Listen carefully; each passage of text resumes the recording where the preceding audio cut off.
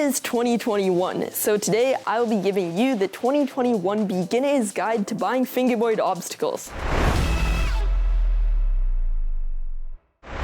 What is up? Welcome back to another video. I have been doing quite a few fingerboard videos recently, and something that I wanted to show is how to buy fingerboard obstacles. So it might seem pretty straightforward. It's just Google where to buy fingerboard obstacles. So like websites for buying fingerboard obstacles, but it goes quite a bit deeper than that, and I'll get into that. So most of you who are watching this video probably know what Black River is, and if you do not, it is basically the largest fingerboard brand out there. Right here you see the Black River fingerboard picnic table, and this thing is very cool. And so is this.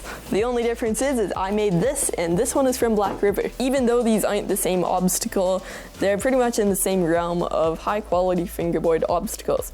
The only difference is this cost me $6 to make and this one costs $30 to buy. So in this video, I will be explaining kind of how you get into making fingerboard obstacles and how you get into buying fingerboard obstacles. So let's jump into it. So first, I'll talk about buying fingerboard obstacles. So one piece of advice that I do have is don't spend too much money on Black River. And this is no hate to Black River in any way, but a lot of their products are pretty expensive, even though they are very high quality, and I'm not telling you to not buy them, I'll just give you a few warnings. So this here is the miniature Black River picnic table. This was about $30 Canadian, and sure, go ahead, buy kind of cheaper fingerboard obstacles off of Black River. I'm just saying maybe think about this before you buy this, because this costs almost $100 Canadian for this little rail. I'm just saying you may not want to spend almost $100 Canadian on something that is pretty simple like this. Sure, this has quite a few options to do stuff on, but so does this, and this was $30. I know that those are two completely different obstacles, but I am saying that there are other websites out there where you can buy something like that for only about $30. Or better yet, make obstacles. This one, for example, that I just made under a week ago, this cost me only just under $10 Canadian, and this obstacle on Black River would cost a lot more than that.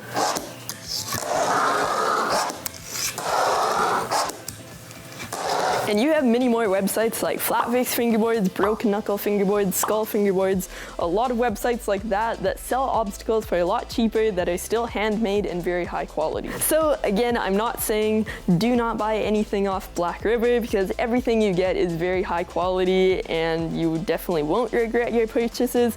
I'm just saying you can spend your money on other websites to get the same thing and in more quantity for cheaper. Now let's talk about making your own fingerboard obstacles. So let's just pretend that you have no tools or materials to make anything fingerboard related at home. So this is what I would recommend. Go to Home Depot, buy a handsaw for about $10, get a couple 2x4s for pretty cheap, even though they are not as cheap now with COVID. Maybe get some super glue, and then something else that you can find at places like Canadian Tire or Home Depot for my other friends down in America. You can get this. This is just some different types of metal. You can get this in aluminum, this in aluminum, this in aluminum, this in aluminum. You can get a lot of different types of metal at Home Depot. And a 3-foot piece of this only costs around $7. So then you can just find a lot of YouTube tutorials on how to make simple stuff like this. There's a video on YouTube on how to make all of these if you want to go check those out. You don't have to watch my videos, but I would really appreciate it if you did. I am also just saying that there's a lot of other YouTube tutorials out there on how to make stuff at home with not too much effort. Because really, all you need to make an awesome fingerboard obstacle is a piece of wood, a couple tools, maybe add some metal on it if you want that as well, and you're pretty much good. Like actually though, like you could take an axe, cut a piece of firewood, and make that into a ledge. It's literally that simple. Use your imagination, come up with something.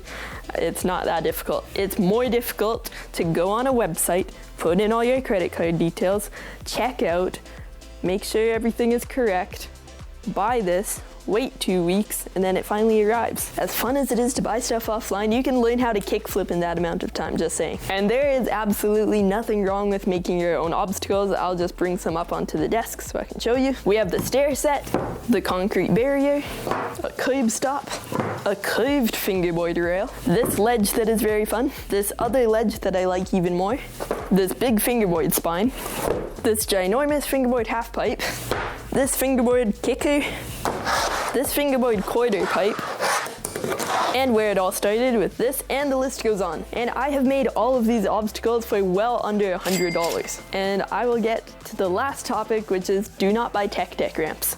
please. The only reason why I'm saying don't buy tech deck ramps is they're honestly not completely designed for an actual fingerboard. These are more so designed for a birthday gift for a kid because it's like a miniature skate park ramp, and a lot of people who get a tech deck for like a present, it's not so much supposed to be like a hobby that people will spend way too much money on. It's just supposed to be like a miniature small toy skateboard that you can just pretend to do stuff on. Little do a lot of people know that you can actually do stuff on these.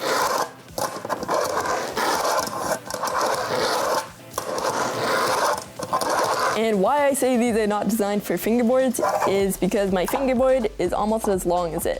These things are very small. And that's not to say that you're not able to do anything on these, because you definitely can. But as a beginner, I wouldn't recommend using this as your full-time fingerboard ramp. Sure, if this is all you have, go ahead and use that. But you can even make creative obstacles at home that are better than this. And also, these are very loud. So just a size comparison, for something where you can have a lot of flow and do a lot of big tricks on, compared to this. About $2 in cost and about $15 Canadian. This also did come with this, but you know.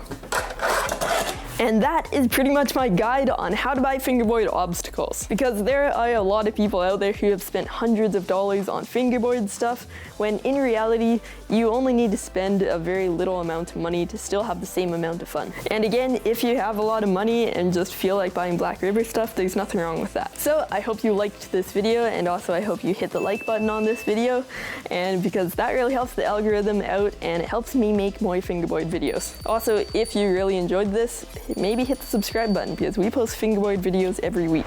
And with all that being said, I hope you enjoyed today's video. Be sure to hit the subscribe button over there, or it's like down there and it's red, whereas it's just a logo right here. One video up there, another one down there. All of my social media links are in the description below, and I will see you in my next video. See ya.